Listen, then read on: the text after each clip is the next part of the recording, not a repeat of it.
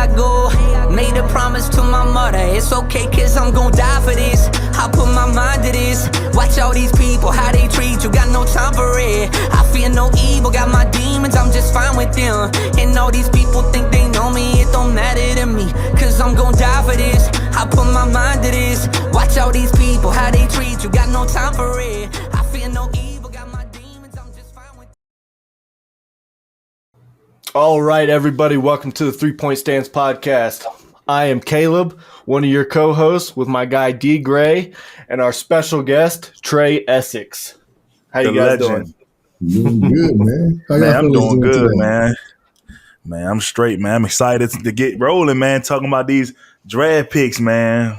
So now I'll kick it off right now, man. What a crazy weekend, man. I mean, what a crazy weekend for the Steelers, man. I mean, solid draft class, man, especially for myself, man, thinking about some of the powerful draft class they had over the years. And this can kind of be one of the best draft classes they had, man, to rebuild the name and that culture of that hard-nosed football again by drafting these type of guys. So, Trai, man, I'm just going to go open it up with you, man. Just tell me, man, something about like how you feel about this draft class, man. I know you played a long time in the league, man. You've seen great draft classes come through Pittsburgh time and time again.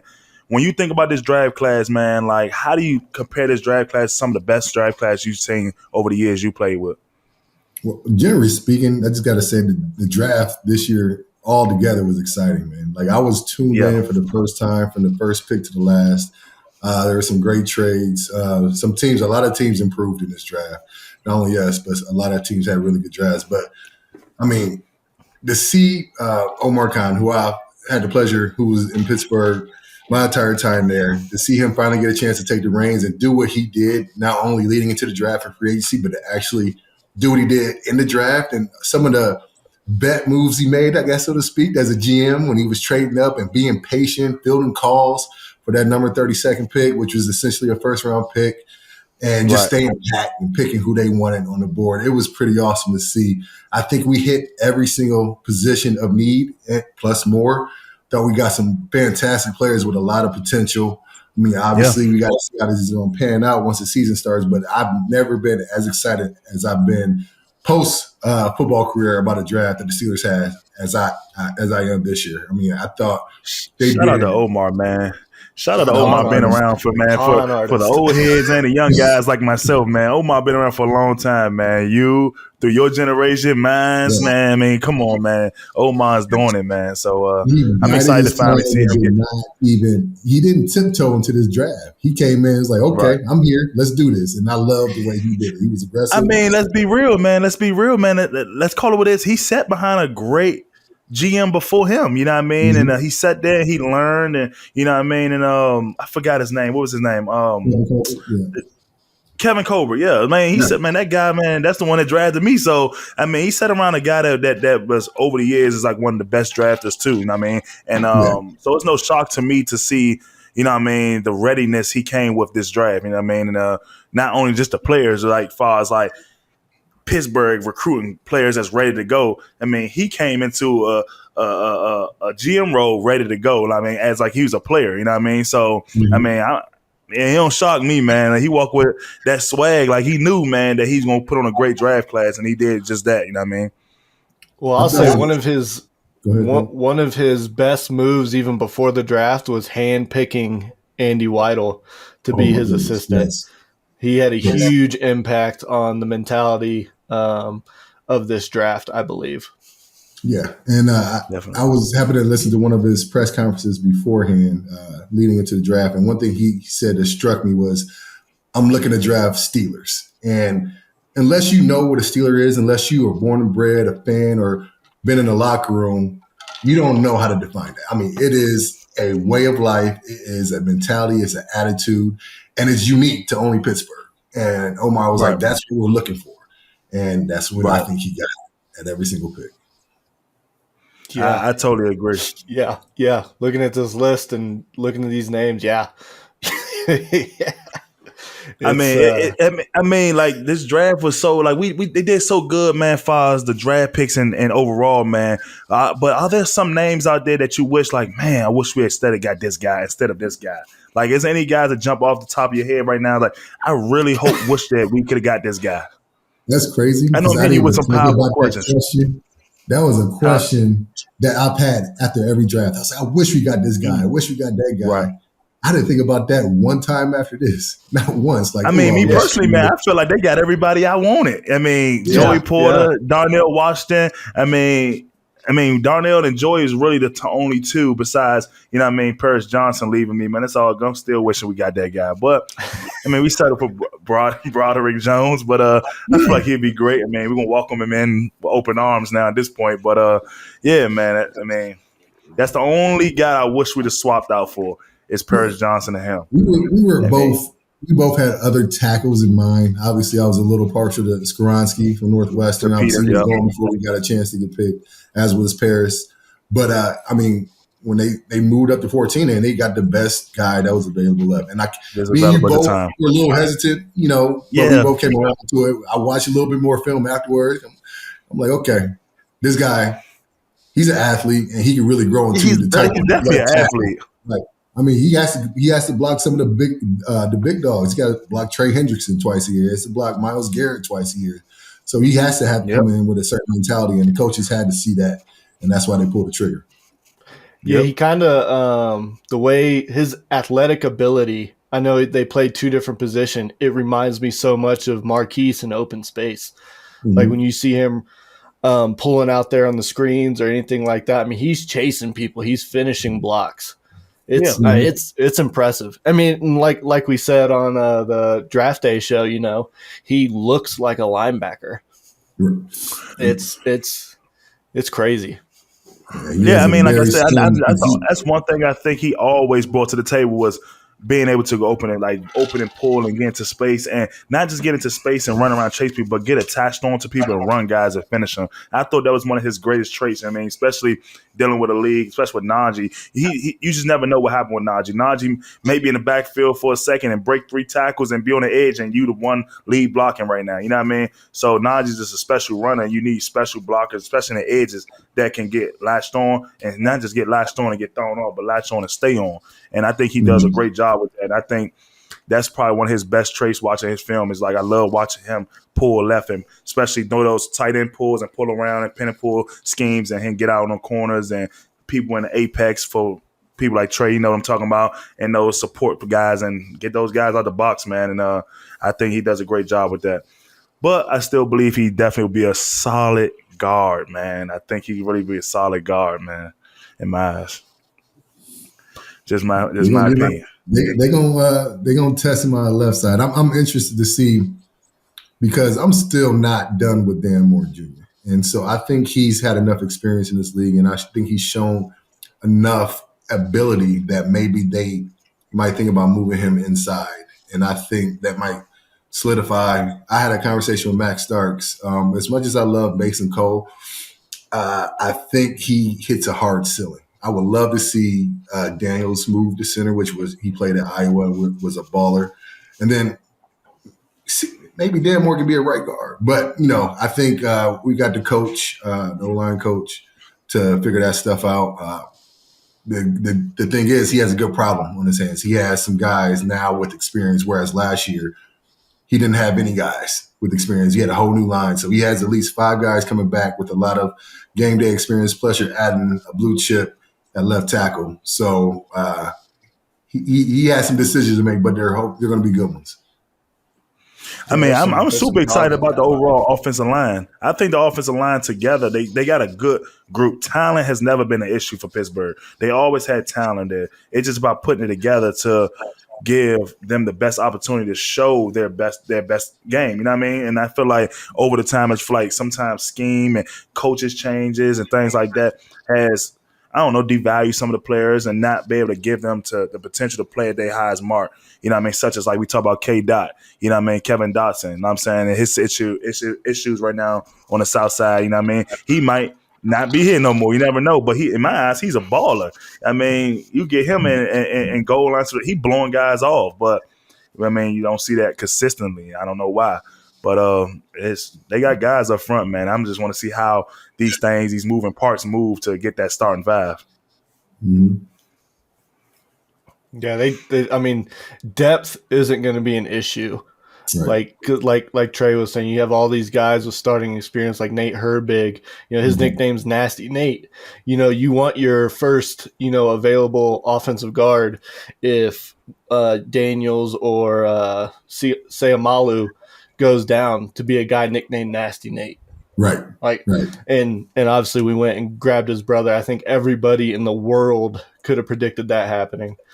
But yeah, I'm super excited about this offensive line. And I know D brought up, Najee's good at breaking tackles. If he has to break 3 tackles in the backfield, something's gone drastically wrong with the offensive line.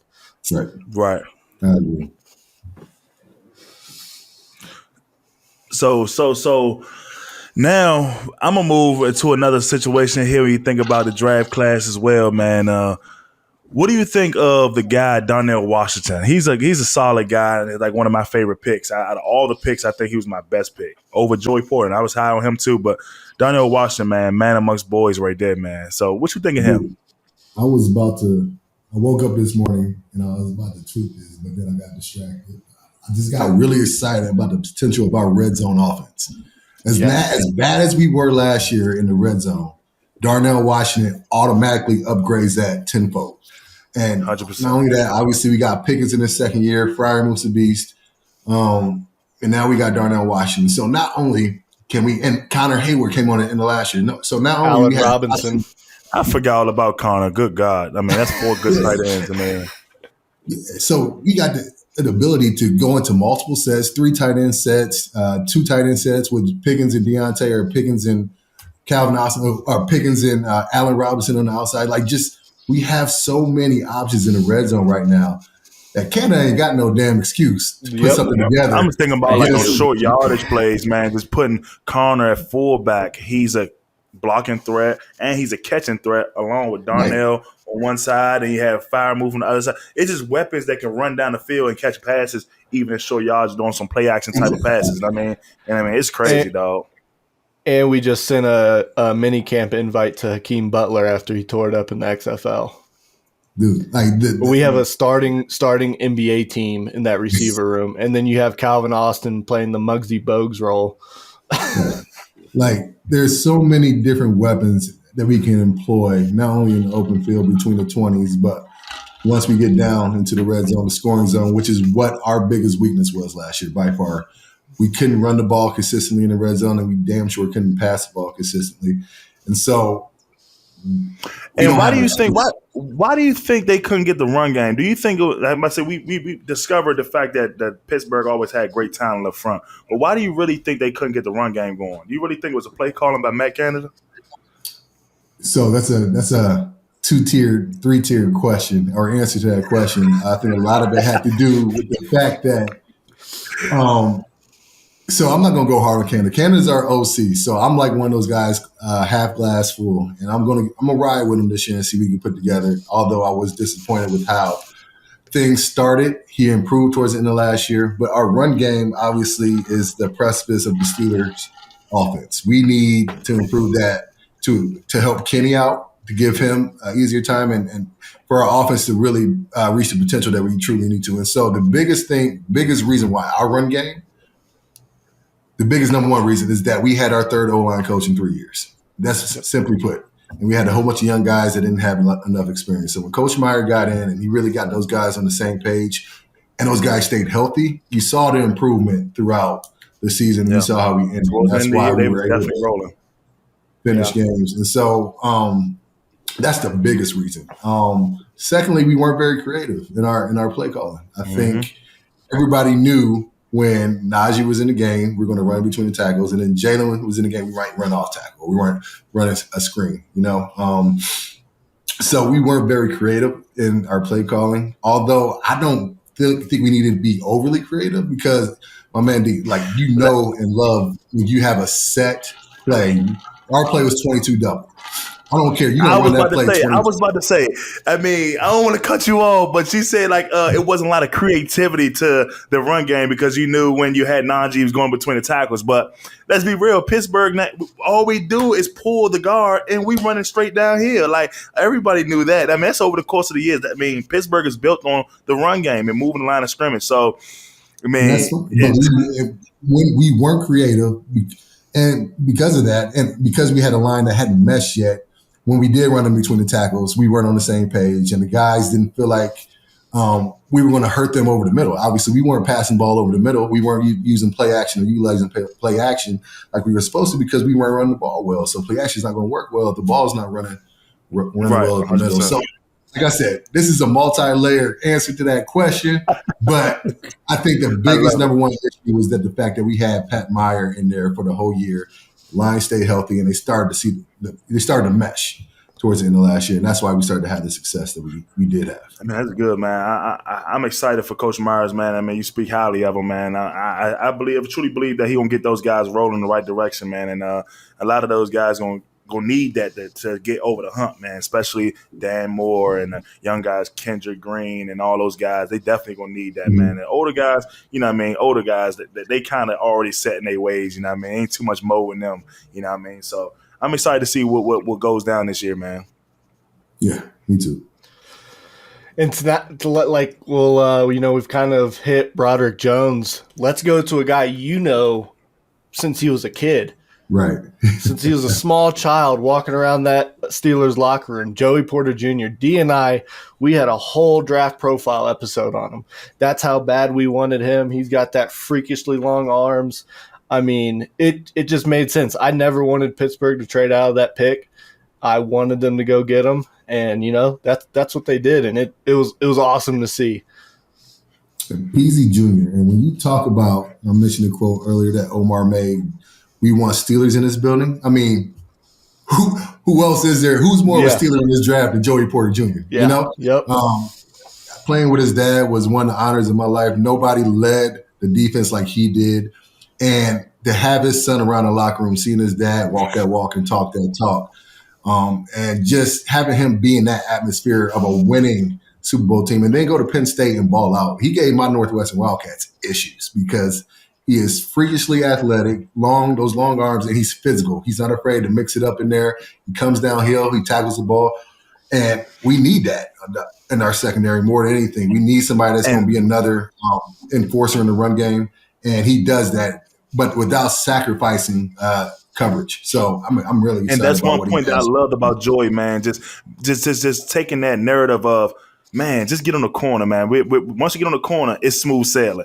And he takes that away now because now he's coming up making tackles, man. And I mean, me personally, I'm bringing him corner blitzes because I'm confident that my guy with them long arms, he gonna make a play back there. You know what I mean? And I think that I'm the most excited to see him put some big hits on some of these guys. And when people throwing those screens out there, him busting through those stock blocks and he's getting guys out in that space and making big hits, man. I think that's the most exciting part for me is just waiting to see some big hits out of him because I know it's coming. I mean, just listening to that. The draft thing with him and his dad, him in the back, and he's emotional because, you know what I mean, probably thought he should have went higher or whatever the case may be. And just seeing that exchange of words between him and his dad, it got me fired up like, oh, man, whoever better line up on him, George Pickens, you better strap your helmet up. And I know what George Pickens went but another great thing, and it kind of goes back to Omar and what he did prior to the draft. He gets to come in and learn under Pat Pete. He gets to come in and learn under Levi Wallace. He gets to come in and play with Minka Fitzpatrick behind him. Like this dude is coming in, man.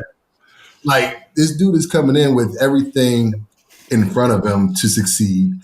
And this is not even counting how athletic he is and how much of a baller he is. And so like he really gets to let loose and really show his true self because he has all those dogs behind him, helping him along the way and correcting him when he may mess up because they're going to be rookie mistakes. And those guys right there are the best of learners. 100%.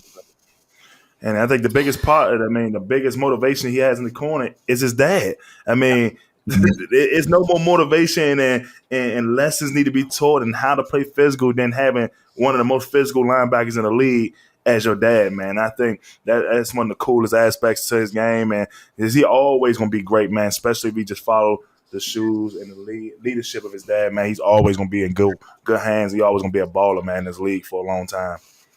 Yeah.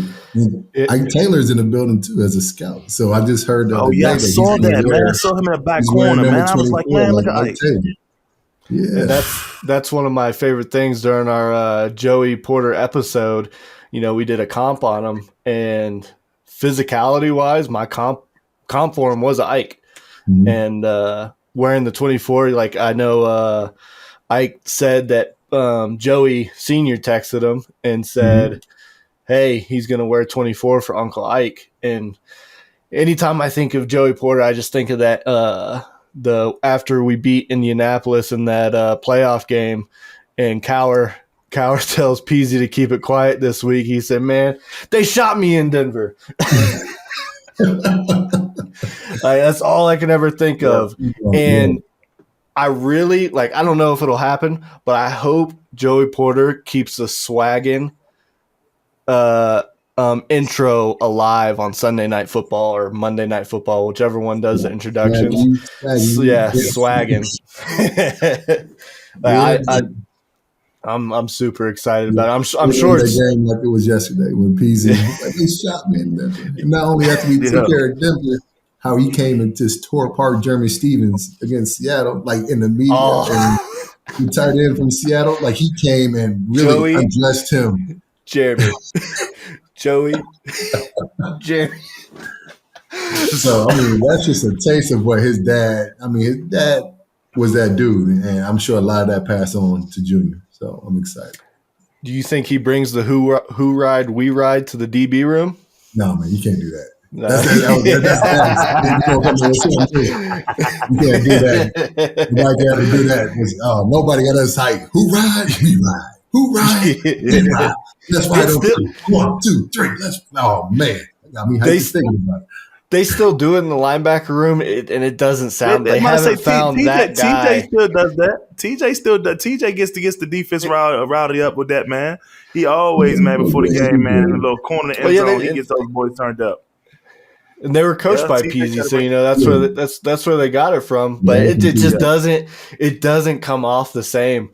I still love it to death, but Joey was just different. Yeah. Then what was it? We're gonna stop talking about senior. We're gonna go back to junior. One of the most things I'm excited about is Joey versus Chase. Oh, yeah. I am super excited to see that matchup. I don't think anybody has been brave enough to be physical with Chase at line of scrimmage. They kind of give him a two-way go, and that Chase is a hell of a player. And that's kind of what makes Chase so dangerous because he's physical and he's fast. So it's like you want to press him, but if you slip and miss, that's touchdown. But you want to play all, but then you get an extra yards, and he catches it on the run. You're trying to tackle him, he's running through that. So it's like, I don't know, Joey. You might have to sit a little tight, close to a little pet peeve. I don't know. You get him in the face a couple of times, punch him in the chest, let him know you're there, though. You know, you got to keep that option open. You know, so his dad's going to be in his ear all that week. Hey, I don't even think he's going to have to tell him. Joey was raised in that house. He knows. Just talking about Joey, man, and talking about his dad, man. Like, I don't know for me or Trai, how you feel, but man, my dad was that man. That dad was someone of some type of stature, like Joey Porter Sr., man. I'm the son, man. I got to be a little bit nervous, man. It's because you got to think about the hat he's wearing right now, the shoes he's got to fill right now. It's got to be a lot of pressure. You know what I mean? I don't know if y'all feel the same way, but it's a lot of pressure that it's not even. He ain't even touched the field in Pittsburgh yet, and people brewing. They can't wait. They licking their chops about this. And one mistake or one issue he get beat, they gonna rip him apart like, oh, your dad would have never did that. Your dad would have never got hit like that. You know what I mean? And it's just like, the kid, man. I think he's done enough in his career. I mean, dude, he already out drafted his dad. He a first round draft pick. Dad was a 4th round draft pick. So Dad, I got you beat on that. Plus, when you a DB, you got to play with a certain kind of mentality, man. Like, Peasy's been Lil Peasy's doing, but he's been beat before. He knows what it's like. And yes, being in Steelers is a whole different ball game with that fan base and whatnot. But I think we understand. I'm just saying that fan base. I've never seen nothing like it, man. I've been the Titans and they ain't never seen nothing like it. The Jaguars for 1 year, I definitely ain't seen nothing like it in Jacksonville. But man, the Steelers, man, I ain't never seen no fans like this, bro. One bad play, they'll rip you, bro. I mean, I'm talking about, man, you got to turn your phone off. Man a little bit more leeway. I think they'll give that man a little bit more leeway. They understand. They get that's the toughest. Physically, that's the toughest position in the NFL. I mean, and we're going against some of the best wide receivers. Physically, yeah. Being out on an island guarding a DB, I hate giving small people credit. Don't get me wrong. But I'm just saying, man. I'm just saying now, Trey, that left tackle spot, third and long, man. Come on, man. Sometimes you be ready to call timeout and readjust that play, man. You be nervous on that edge back there, especially if you got a guy that got speed and power. Oh my Lord! And you telling me that's more scary than being like. I mean, you got an argument there. I think it's arguable, but it's so much room for error at DB. You slip and fall, you make the wrong step, that guy gone. And we're in a passing league, and so we can get a left tackle. You can miss a punch. You can miss a punch and push him by, I think you got a little bit more room for error at tackle than you do at DB. And we are going against some of the best athletes at the tackle position too. The defensive ends, you go against Myles Garrett, you better buckle up that chin strap, be ready to go because he's coming every single play. Son. Right. And so I mean, I definitely see your point definitely with that, man, with that corner spot, man, because like you said, one slip fall, man, it's not just a big play, it's a touchdown, most likely, man. And especially if you're man-to-man. Man, it's touchdown, dog. And that's probably the most embarrassing thing you can give up, man. Who better to have behind you, though, than Minka? And then, you can't forget that KZ led the league in interceptions not too long ago. Right. He's got Super Bowl experience. Granted, Tom Brady decided to – He's a ball. Yeah, I'm excited. And then Keanu Neal. He's got such a good stable of men in that room between Keanu Neal, DeMonte Casey, Minka, Pat Pete, like you said, Levi. I mean – and then as far as just talent-wise, I can't think of another corner since I've been watching the Steelers that's had this much talent that they've drafted. I know Justin Lane had some hype coming out of Michigan State. He was supposed to be a guy. Obviously, that didn't pan out. Artie Burns was always that question mark pick after we didn't get Will Jacks because Cincinnati jumped in front. And then, Terrell was solid, but he was that big question mark because they were like, we got third-round grades on him. We drafted him in the first round. He was technically a reach. I mean, and Sutton ended up being a good player, but I think even Sutton had a hard ceiling. I think he's a hell of a corner. I wanted to keep him. But I think, like you're saying, from a physical specimen standpoint, from a college dominance standpoint, from a pedigree standpoint, there is nobody we've had in our locker room like Peasy Jr. So and you got to think he had to go against in my opinion wide receiver in Ohio State once a year, and he had good games against those guys, and he was like in Marvin Harris like this past season he got Marvin Harrison Jr. Furious. Like he was a pest, and that's what we need because you get in Jamar Chase's head, it's done.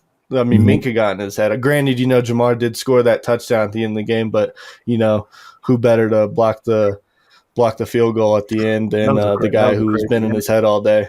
Yeah, I remember you called me. That was a crazy game right there. I was like, wow, man. I was like, man, they scored this. It's crazy.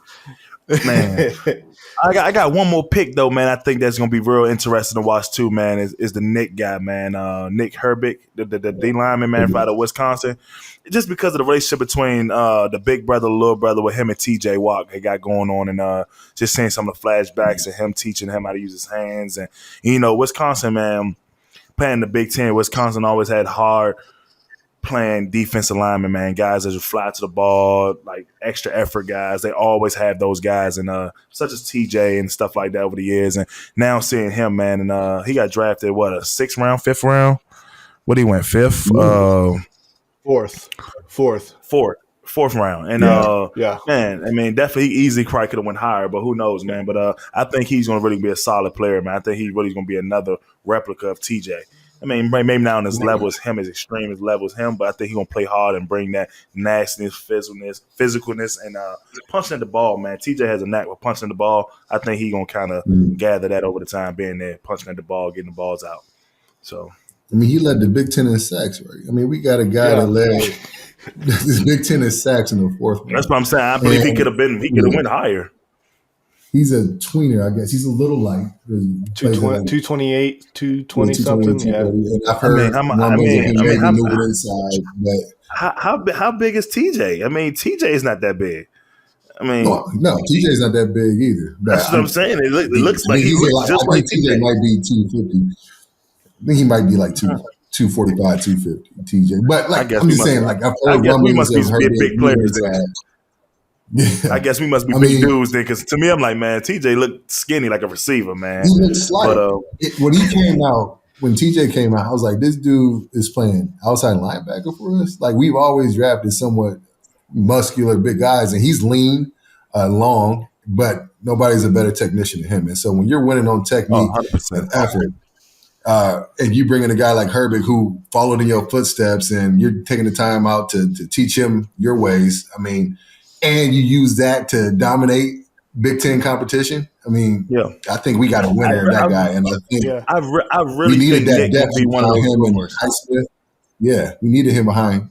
We needed some pass rushing depth behind our 2 studs at outside linebacker, and who knows, we might be able to have a package where all 3 of them on the field at the same time, and you never know what a pass rush is going to come from at that point. So, I mean, Coach Austin has a lot of.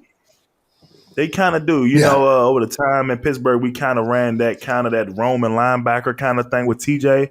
I don't know if you've seen that, Trai, how we have our 3 down linemen, and we have TJ kind of roaming, and he'd be kind of more of a big linebacker basically, and he'd just fit the A gap or B gap backside. Yeah. So I mean, you might have them on the field at the same time. Yeah. If you take a picture, page out of Coach LeBeau's book, he did that a lot. They used to muddle it up. I forgot exactly what we called it from the offense, but they called it muddle or whatever when James Harrison go inside, or he would be floating around an inside linebacker, or Lamar Whitley would do the same thing, not playing in the traditional position outside. Yeah, and they just be walking around the line of scrimmage. Mess up our damn line count. Yeah, you be like, 5 down, fuck it, just 5 down. You sitting there patching games off. Man, it'd be crazy, dog. Trying to track it. He got the guys now to do some exotic stuff and bring some pressure, because Lord knows we need it in the division that we are. So. Yeah, and I mean, like we talk about, like obviously Nick and TJ come from Wisconsin. And I'll bring up the Keanu Benton here in a second, but everybody compared Nick's play style to TJ's. Mm-hmm. The way they play the game, they're relentless. They play exactly alike. Like, and if you give me half of, if you tell me he's going to be half of TJ, we won. We won that pick. If he's like, I'm telling you, for some reason, that guy's giving me those he giving me Bloomer vibes. Like, he's just going to be one of those guys just pop out the same defensive player of the year in a couple of years. You'd be like, what? Like, man, I'm telling you, man, if he stay close to TJ, he will. In the start, he's going to be a special teams demon. You already know he's going to be the first one down there knocking people out on kickoff and punt team to start. And that's going to be he's going to be a special package. Roosevelt Knicks. We had this Roosevelt Knicks. So he's going to make his presence known early and often. So I'm excited to see. Yeah, I mean, you see, he brings. I mean, I don't know if you guys saw his whenever he was on the phone with the Steelers. You could see the energy he's going to bring, and then having his brother on the team is just another plus for him. You know, it's going to be an easy transition, just like it is for Joey. You know, and Broderick said, it felt like home as well. But bringing him back to Benton, like another Wisconsin, another Badger. That dude is strong as an ox, and he holds that line. And we need somebody in the middle to help Cam out so he doesn't have to be the guy on first and second down every time. We can actually rest him a couple of on those early downs so he can come and bring that noise on third down. So I thought Benton was a home run pick. Obviously, we signed Ojinobi back, and I think he forms a good threesome in the middle to help give Cam. My biggest goal coming to this draft, outside of drafting somebody to help out on the offensive line, was give somebody to the defensive line to help give Cam a year or two, because he's already playing a lot longer and a lot better. He's aging like fine wine in year 12, year 13 next year. If we give him 1 or 2 more years to really, rest his body so he doesn't play all the snaps that he had to play last 2 years, I think that's going to work out great for our defense. It's going to help him, and it's going to help the young guys learn from him even longer. Yeah, and they said a big knock on him before the Senior Bowl was his pass rush moves, and then they come to the Senior Bowl and they're like, "Oh, this guy's working. He's working at it. Like he was unstoppable. Obviously, I think he was the second-rated defensive tackle behind Kalijah Cansey, who is a tweener, defensive tackle, defensive end, depending on the system he plays in. But yeah, I love that guy. And again, like we said with the DB room, like we said with the linebacker room, they all have somebody great to learn from. Who better to learn from than Cam Hayward? Future Hall of Famer Cam Hayward, man. Also a Big Ten guy. Like this whole draft class was SEC, Big Ten. That was it. You gotta love it. The 2 best conferences in the country. Yeah. So it definitely is. Yep, man, definitely is. I would say, we kind of hit Darnell Washington. I think everybody's excited about him. 6'7", 270. What's not to be excited about? We kind of skipped around some guys, on the left side. I'm intrigued just to see, man, what happens with Spencer, man. The last pick that's always been kind of be the shaky pick, and everybody be kind of just brush right over. And so like I said, I don't know how much y'all pretty much know about Spencer, but I don't know exactly how he's going to pan out in Pittsburgh. I don't know what can happen with him. I don't know. Because there's a lot of competition in that room, and I'm just trying to figure out, like, where will he make his mark at? Like, where will he stick at? You know what I mean? Like, will he just be a special teams guy? Me personally, I'm thinking if I'm him, I'm figuring out how I can run down on kickoff, man, to keep a job, man, because it's going to be hard, man, with all those guys that brought in and, you know what I mean, all this talent, and it's going to be hard, man, for him, and I just don't know where he is. But the way you make yourself valuable in the O-line room, and you know this, learn every single position. Learn how to snap that ball. Got to learn how to snap the ball. That's how you add value. He knows how to snap, so I feel like he'd be good at that. He knows how to snap people. Man, he played every single thing in Maryland, every single position. Yeah. So I'm that's why like, that position flexibility is golden, man. And if he can, and I'm just like, where will he stick though? Because the guards are solid, tackle is solid. It's like, that's center what's hard. maybe. It's like we got so much depth on that offensive line. It almost feels similar to Chris Oladokin from last year. Like, I liked Chris Oladokin. I lived in South Dakota for a while. He went to South Dakota State.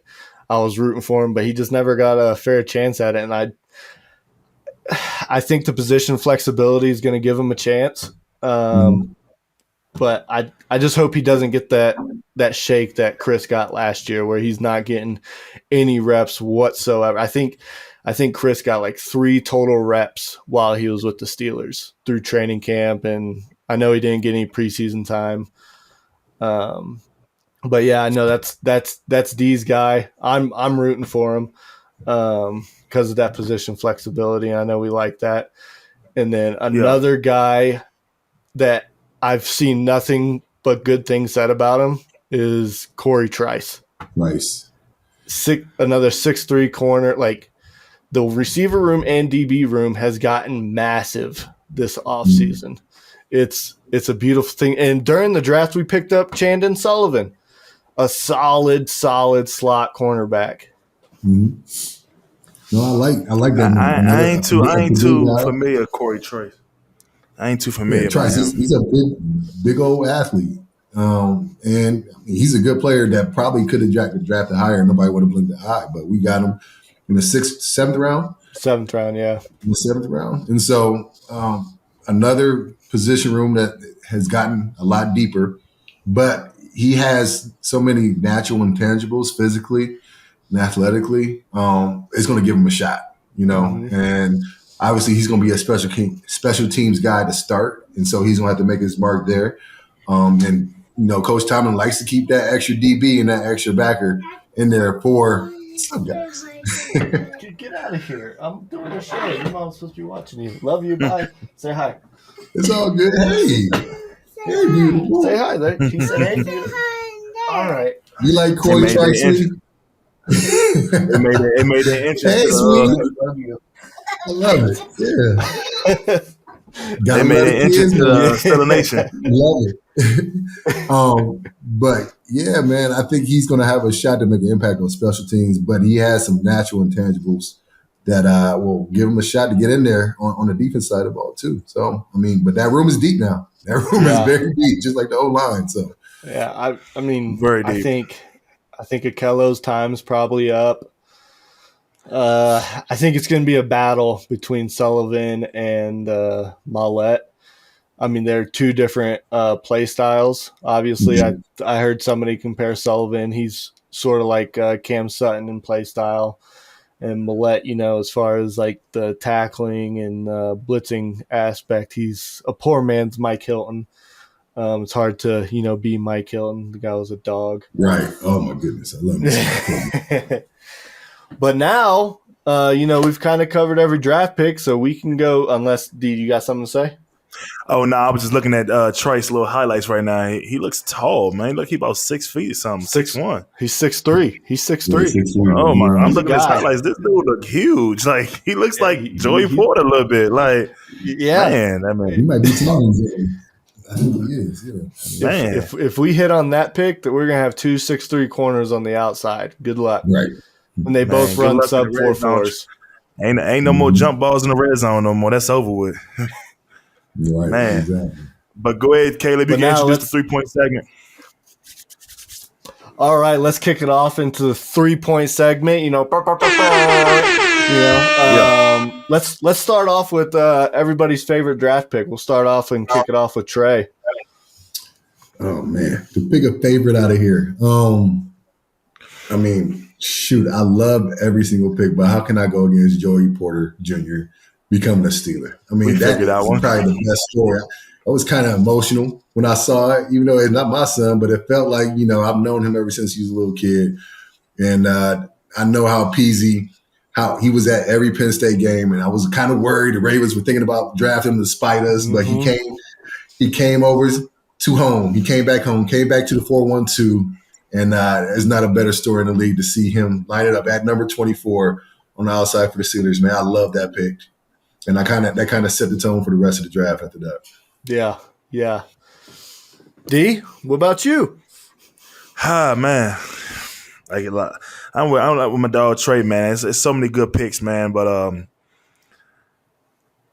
if I had to pick one, man, I'm going with Darnell. Man, I just think he's going to make a huge impact on offensively, man. He's going to give the offense a lot of versatility now, man. The blocking game, get on the edges, being able to just block. He can run, he can catch. He can do it all, man. I think he's the most versatile pick we got.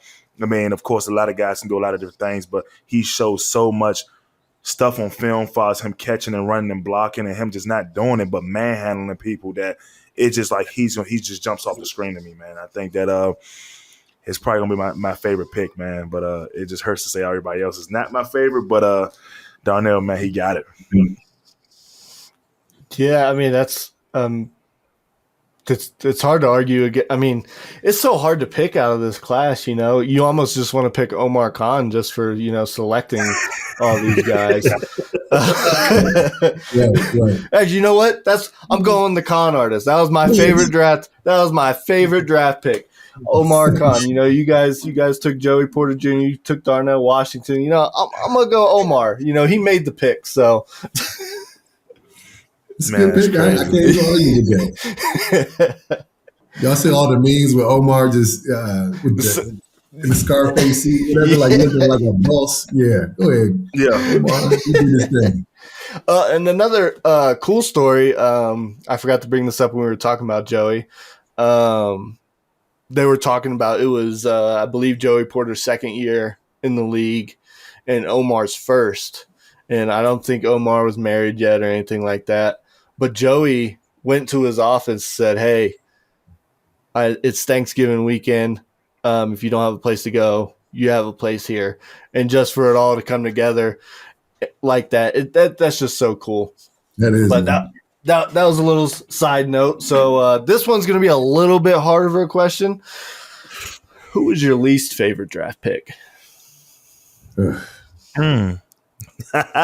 get it. Get you thinking. You get spicy. Come on, man. Go ahead, spit it out. I know what it is. I already know what yours is. I'm gonna let you have it, but I'm gonna let you have that one. You know what? I'm gonna just be real. I don't have a worst pick, man. I'm just gonna be. I can't look down on anybody like, I wish you didn't have him. I know my man D gonna go because he had his eyes on somebody else. How about we reword this right now? Like, I wouldn't say your worst pick. Which one that you wish you could have just flopped out and got somebody else for? It wouldn't be your worst pick. Like, you're supposed to be all good.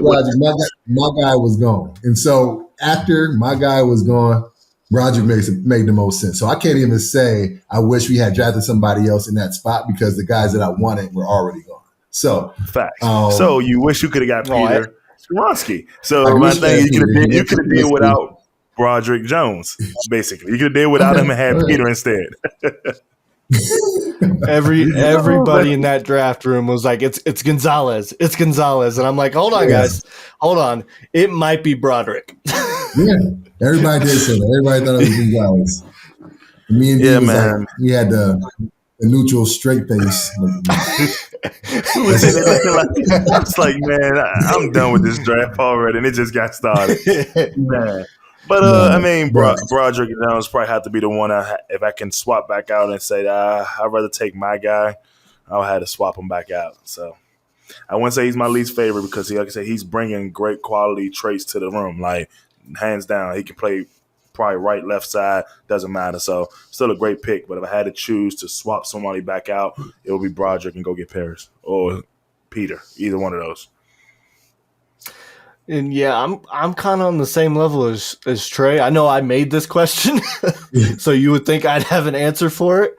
But I keep looking at this list and like thinking about where people went and who was available at the time. It's like to get Darnell Washington at 93 when we wanted him at 32 potentially, if you know it was Joey in round one. Like it's like they hit every single pick. Like I've never seen it. Right. I've never seen something like this. And Washington was 93. Round 93. Yeah, yep. He was like the 35th. That was my pick. Third round, number 93. So that's my guy now. Were you were 93rd overall too? I was 93rd overall. Yeah. You need to tell him to go. He picked and he picked number 80. Look at that, y'all one digit apart. Wow. I love it. And then Broderick, he picked D77. I had to send him that man, real quick. I was like, hey, I was like, man, dog. I was like, that's crazy, man. I was like, person. That's a great number. Yeah, and his reasoning behind it was it was touching. It's his roommate in college was the one that passed away in the drag racing incident. Yeah. It was so that was pretty cool to hear because I thought it was going to be cool to see him rock the 59 at left tackle. But they said it wasn't available, which is weird because we let Malik Reed wear it last year, and he wasn't who we thought he was. and remember last year I asked you about that guy, and I was like, I don't really know about this guy like that. Like, and I literally asked him, like, I'm gonna keep my comments to myself. I don't really know about the guy like that. I'm just gonna let it ride. And just to hear you say that was kind of like, all right, I know I wasn't tripping, but okay. Move on. Yeah, he was an all heart kind of player. He doesn't have anything. There was nothing wow, I guess. But on to our last point in the 3-point segment. What's the season expectations, and why is it Super Bowl? I'm gonna pump the brakes on Super Bowl right now. Yeah, like, I know that's what our expectations are every single year. Being a Steelers fan, being in Pittsburgh, Super Bowl or bust is every year. But we got to be realistic, man. We got to let these kids give us our expectations and not place them on them, because there's still a lot to be learned, a lot of moving pieces to be to develop chemistry on the offense side of the ball. Our offense is still extremely young, extremely, extremely young, and we're going against some great quarterbacks in our division this year. And so we're still going to be a defensive-oriented team until our offense can pick up the pace and do some things. I think we have a good shot at contending for our division, and that's the first thing first. We got to be contenders in our own division before we even think about Super Bowl expectations. And so I think we can make the playoffs next year. But before we start thinking about Super Bowl, we got to contend in our division. And I think we are probably a year or two away. If I'm being truly, truly realistic, I know Steelers Nation hates hearing stuff like that. But this is a young team, and our defense still is adding a whole bunch of new pieces. And so it's going to take a while to mesh. I think we'll mesh much faster than we did last year because we have the same coaching staff in the building. We got the same offensive line coach. We have the same OC. And so I think we'll be a lot better sooner than we were last year. But I think we're still a year away from the Super Bowl. I agree. I mean, I'm with Trai on this one, man. I think, man, it's gonna be interesting to see the talent that they bringing into the receiver room and how this thing gels together with Canada's offense and what Canada believes in, man. Because I know he lived and died by the jet sweep. He lived and died by trying to break the defense in half. For people that didn't play for him, I'm just gonna break it down to people like, man, he wants to break the defense into two sides. Like he want to have an inside zone going with an outside jet sweep going to break it down. You know what I mean? So when guys think of this offense, they don't know where the ball can go at. You know what I mean? And it works, but you just got to give guys to buy in, but also you got to remember this also the NFL. We got smart players, man, and these guys are athletic enough to run sideline to sideline. So what do you go to when that doesn't work? How do you use these great players that we have now from free agency, now from the draft? How do you put these guys in position to make plays when you can't run your scheme that you want to run, that you run your whole life? And I think that's the part that Steelers Nation is waiting for him to break through and figure out something else outside of the jet sweeps situation he got going. But, man, I think that it'll probably take about a year or two to get rolling. I'm agreeing with that because they got to dominate the conference first before they can – first of all, the division. Like you said, the division first before they even can think about a playoff run and, you know what I'm saying, killing the whole league. So, yeah. To add on to that, I think we need to develop who is that dog going to be on offense. I mean, I know Najee tried to step into that role as that leader, that offensive leader, but he's young, like everybody else is in our offense. I think obviously he's our natural go-to, but Pickett kind of picked it up last year. We have a dog, a captain, a go-to guy at every level on our defense side of the ball. We got Cam, we got TJ, we got Patrick Peterson coming in, we got Minka. So we got guys that people can look to that be like, okay, maybe not play my best, but I can look to this guy. He's going to lead the way for me. He's going to pick me up when I'm down. Who's going to be that guy on offense? Who's going to be that guy on the offensive line? More first and foremost. And they did pick up Allen Robinson, correct? They picked up Allen Robinson, yeah. And I think that he comes with a lot of experience too, man. He's been around a lot of teams, and I think he can easily merge into one of the leadership roles on that team, man, on the offensive side. I know he's new to Steelers Nation, new to Pittsburgh, but he ain't new to the game of football on the NFL level, man. He's played for a while, man. He's a veteran guy, and I think that he's easily a guy that can come into that role and help the guys understand how to win, man. But, I mean, like you said, man, the defense has all the leaders over there, you know what I mean? And but once again, you got to get a leader on offense, man, because Cam Hayward can't get in a three-point stance and kick slide for you. You got to get guys on the side of that ball will help with that, you know what I mean? So, especially in the O-line. They need a Pouncey. They need Willie Colon. They need a David DeCastro wasn't a big vocal guy, but we need those dudes that gonna go Dave up was and punch you in quiet, the face man. again. Dave ain't say nothing, man. I seen Dave get mad one time, and I was scared. I was like, man, this dude don't even talk, dog. Like, don't put your hands up in practice. Don't touch him in individual drills. Don't do nothing.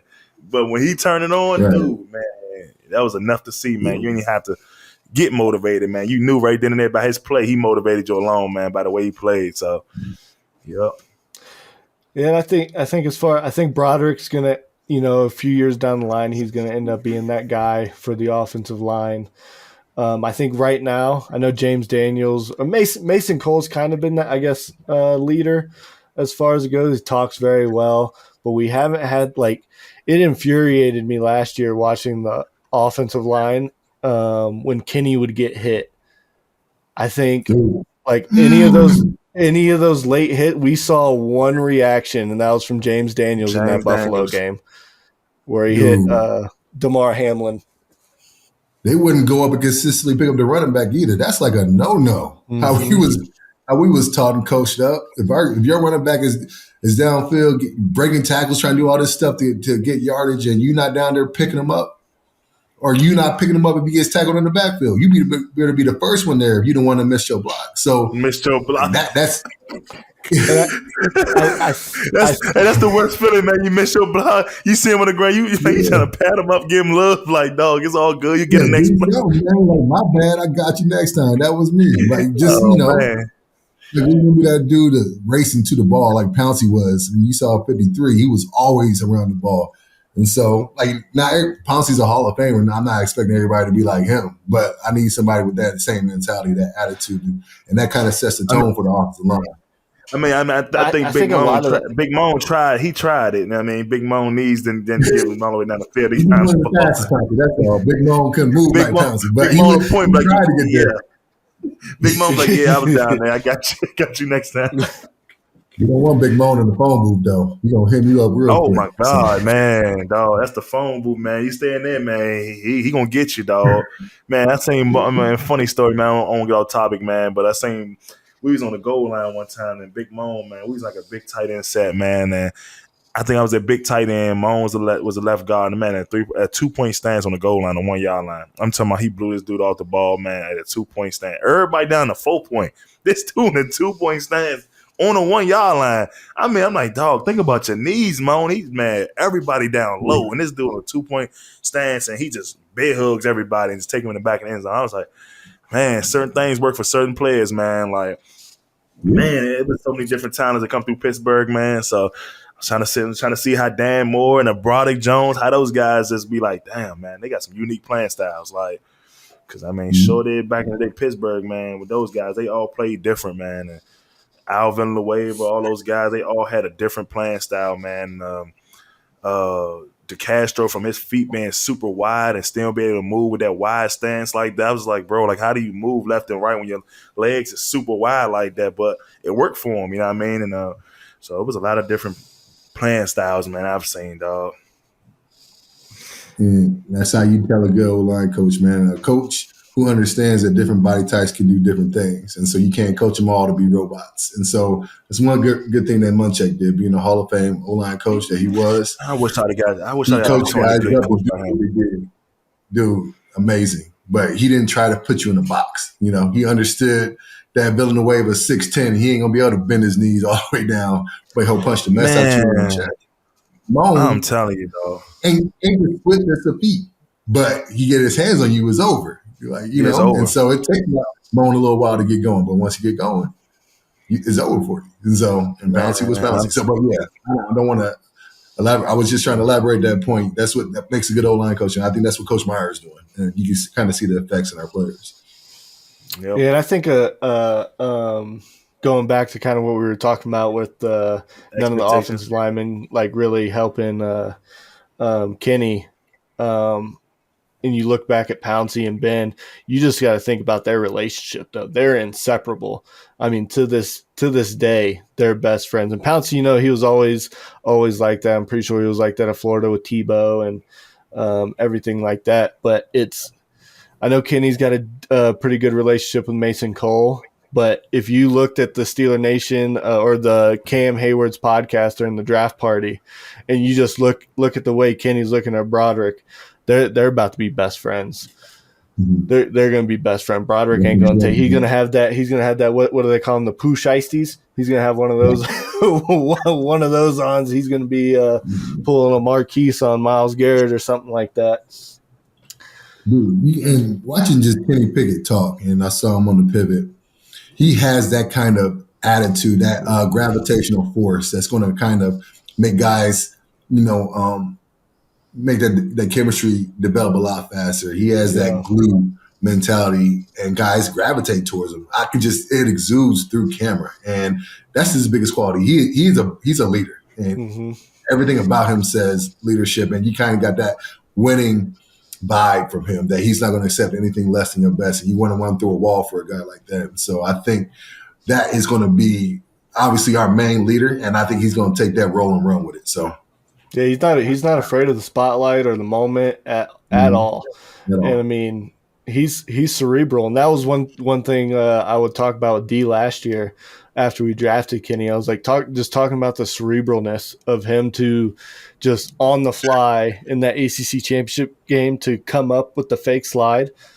Like, you think that on the fly. I mean, you're a smart football player. I mean, granted, it's illegal now, but it's like, to me, it's like he's got the brain for it. He's one of his mentors is Peyton. I mean, who better to learn the game from than that guy?